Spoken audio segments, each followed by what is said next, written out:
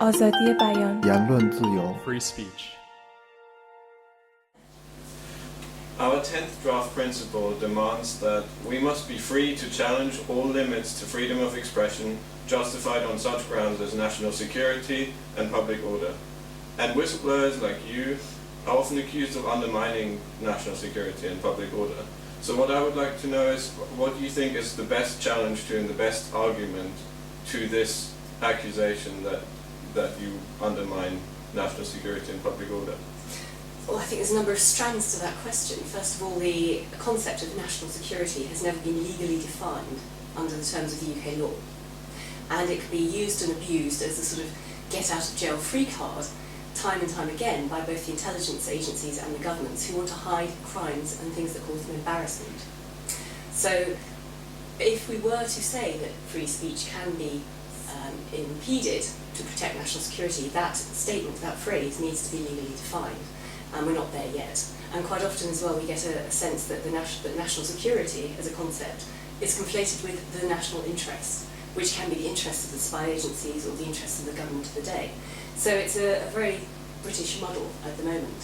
I think it's ironic that we're now discussing the need for 10 principles around free speech, when in fact all this was thrashed out decades ago, when the Universal Declaration of Human Rights was formulated in 1948.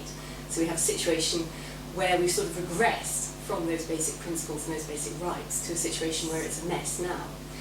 But in terms of the accusations thrown at whistleblowers, there are issues there as well, because there is no legitimate avenue to go to as an intelligence whistleblower. And if you are coming forward with evidence of crime or evidence of cover-up to the government, then I would suggest that that would be a public service. You're not harming national security. The act of the crime would be the harm to the national security if you're breaking the laws of the land as a spy agency. So I think that needs addressing too. The UK already has a law to protect against traitors, and that is the 1911 Official Secrets Act. And if you are caught with and convicted of espionage, for example, giving secret to an enemy power, you will get 14 years in prison and you are a traitor. But what we have in the UK is the 1989 Official Secrets Act, which runs alongside it, and that was designed purely to stifle whistleblowers. And that says that there is no legitimate avenue that a whistleblower can go to from the intelligence agency, even if they witness murder. They can only go to the head of that agency to complain about that crime. So I think in terms of freedom of expression, sure there needs to be some sort of balance, but we're nowhere near that yet in the UK. So under that 1989 Act, when you joined the intelligence service, you signed or you pledged that you would not give away secrets, is that correct? You sign a notification of the terms of the Official Secrets Act 1989, yes. And under that, you are covered by Section 1.1 as an intelligence officer, and that basically says that you cannot say anything about your work ever to anyone outside the agencies. And what higher good do you think justifies violating these terms that you previously had, or that previously one agrees to? I would say that I signed up to protect official secrets. I did not sign up to protect unofficial secrets such as crime. Okay, and then going back to, you were talking about the response, or there being no avenue for whistleblowers to go. So in an ideal scenario, in your case, what would you have liked the government to have done? What would have been the ideal response by the government? So the intelligence agencies in Britain are the most legally protected and least accountable of all intelligence agencies across the Western world. So at the moment that means there is no avenue for any whistleblower to go to, and there is no real oversight of the intelligence agencies themselves. MI5 was put on a legal footing in 1989 with the Security Service Act. MI6 and GCHQ, which is the listening post, were put on a legal footing under the terms of the 1994 Intelligence Services Act, which is the important act because that also put in place something in Parliament called the Intelligence and Security Committee in Parliament. Now this was a sort of sticking plaster of oversight, and in fact it's powerless. It can only investigate matters of policy, finance and administration. It is particularly not allowed to investigate allegations of operational criminality or anything like that. And it has no powers to call for witnesses, it can't cross-examine anyone under oath, and it can't demand to see papers. So there's no real oversight whatsoever. So I would suggest, as a whistleblower coming out of the intelligence agencies, one thing they could do would be to put some real meaningful oversight in Parliament with a proper parliamentary committee, because again the ISC is only accountable to the Prime Minister.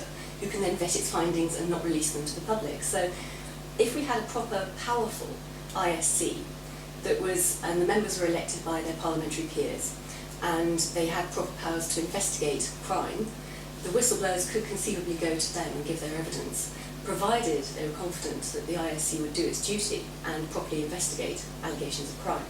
So that would be my first step, perhaps, to opening up the intelligence agencies to meaningful oversight and protect the whistleblowers. Well, thank you.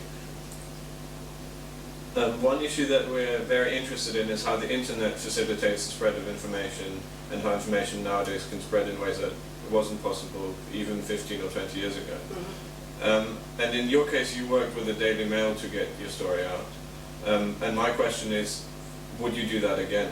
Has the internet made it easier for whistleblowers in a way that you no longer have to rely on the media? Would you, nowadays, use the internet so that you can bypass? Absolutely, yeah. Yes, there's no doubt about it, because what the internet now means is that the Official Secrets Act ends at Dover. I mean, it's meaningless outside the UK. But having the internet as well means that, one, as a whistleblower, if you take documents to prove the crimes you want to blow the whistle on, you can cache them securely. Because, of course, if you go to a newspaper and hand them over, the newspaper can be pressured to hand them over back to the spies, and you lose your evidence. And two, of course, there are incredibly well-known organisations now like WikiLeaks, which provide that degree of protection to whistleblowers. And it's not like WikiLeaks is going out and building relationships with potential whistleblowers. All it is doing is offering a high-tech and secure conduit for whistleblowers anonymously to send information through. So it's a publisher, effectively, of what it receives. It only relies on what it receives.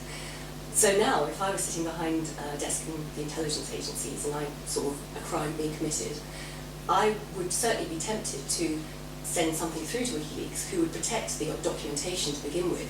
And also, you don't have to put your name to it immediately. So you retain some degree of control as the whistleblower. Because if you go to the newspaper, you get pushed into putting your name to the story, and then you will be arrested, then you go to prison, all the rest of it.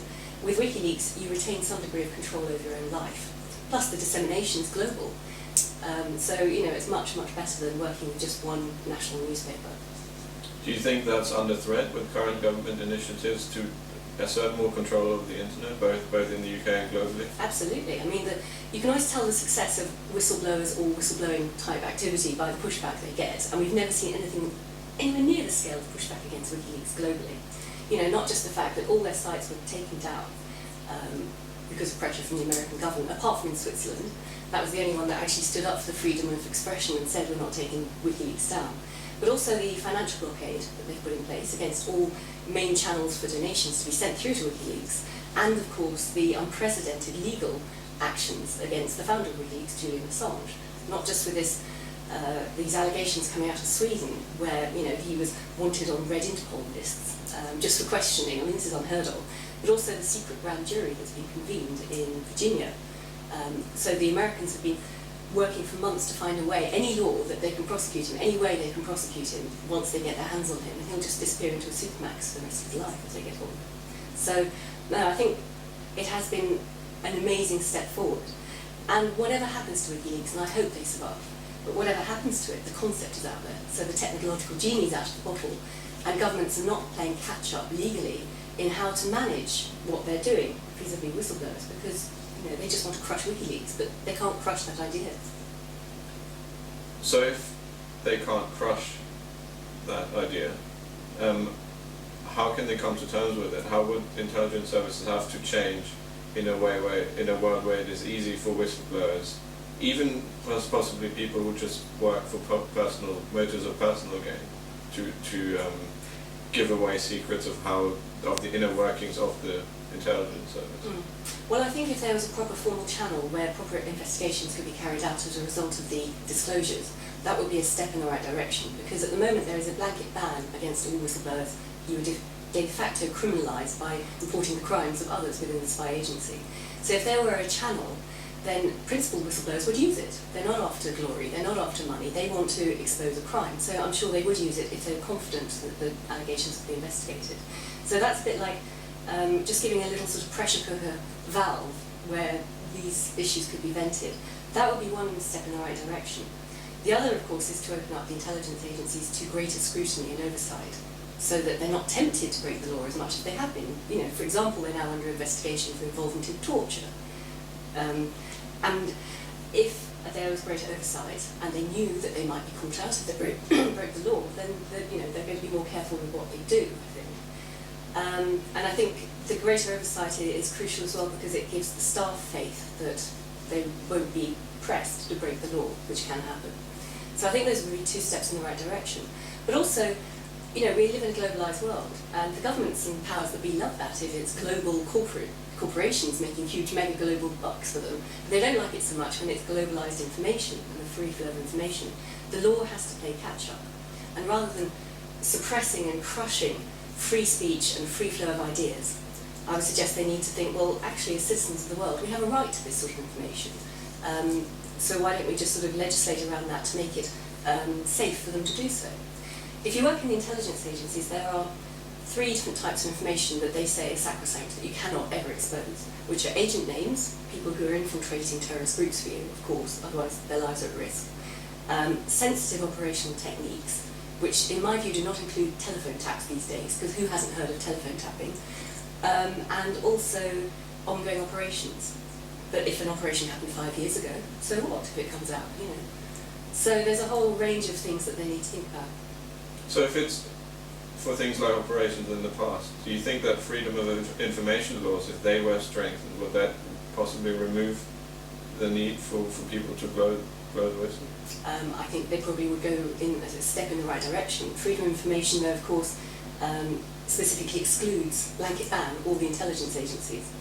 And the intelligence agencies can classify their material for 100 years. Again, that's exceptional under UK law. Yes, they do release the odd historical file to the Kew research facility, but it's only stuff they choose to release. And to be quite frank, often the information that we need to see now to inform our decisions as voters and as democratic citizens now is going to be covered up for sort of 50, 100 years. We need to see stuff from the last 5 years, potentially, in order to play a role as, you know, civic duty.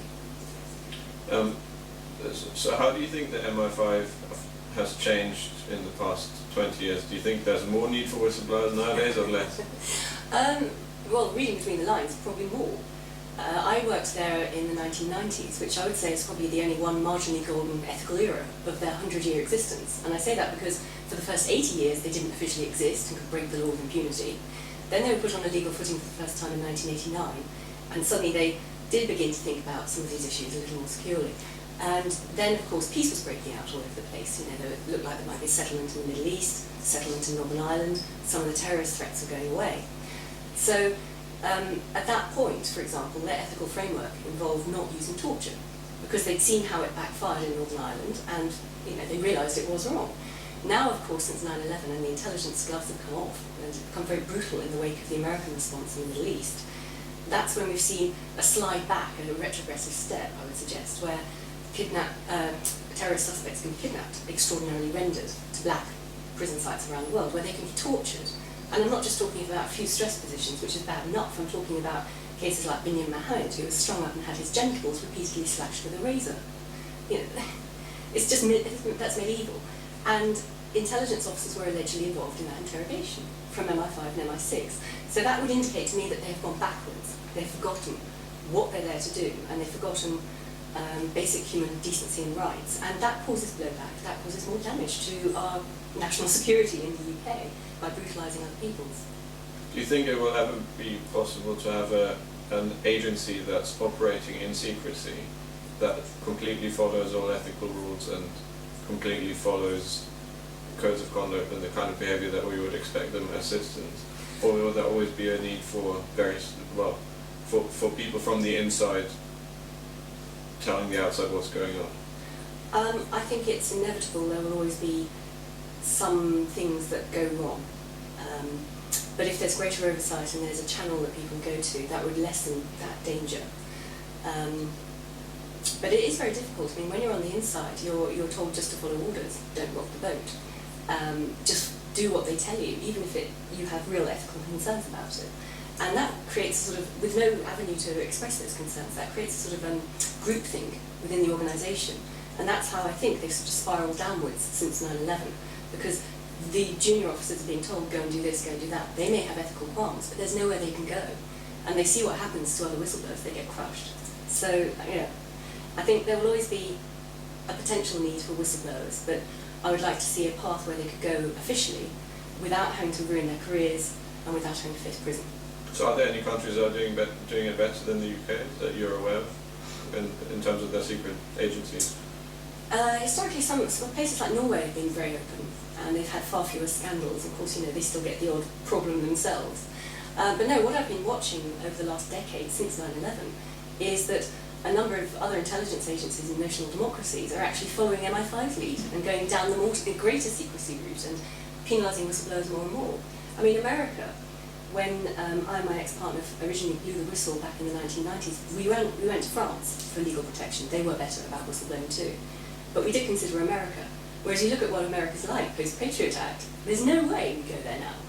In the last 4 years, as Obama was elected as president, he has brought up the Espionage Act 1917 to pursue and persecute more whistleblowers than any other president, all the other presidents combined in US history. So America is going right down that repressive path, just like the UK, to shut up whistleblowers, put them on trial and punish them by putting them in prison, not listening to the evidence, not saying, okay, this went wrong, what can we learn from this and how can we stop it going wrong in the future? One final question. You were speaking of civil duty. Was it all worth it for you? Well, we paid a very high price for doing it. I mean, we ended up going on the run, literally, and having to live in hiding, in exile in France. And David, who was the primary whistleblower, David Shaler, ended up going to prison twice. First when the British failed to extradite him from France, and then when he returned voluntarily to face a trial under the terms of the Official Secrets Act, and of course he was convicted, and of course he was imprisoned. So it was a very high price to pay. And also on a very personal level, it was very difficult to live with the concept that we would have no privacy anyway. We assumed, well, we knew our telephones were bugged, our emails were bugged, our home was bugged, so you couldn't even have privacy in your own home. And I suppose what the worst thing was that we found out some of our friends had been pressured by the police, the secret police, to report on us. So living like that is a hideous way to spend a number of years. So yeah, it was a very high price to pay. I have to say that I'm still glad we did it, I'm still proud that we did it, even though it didn't really change anything in the long term.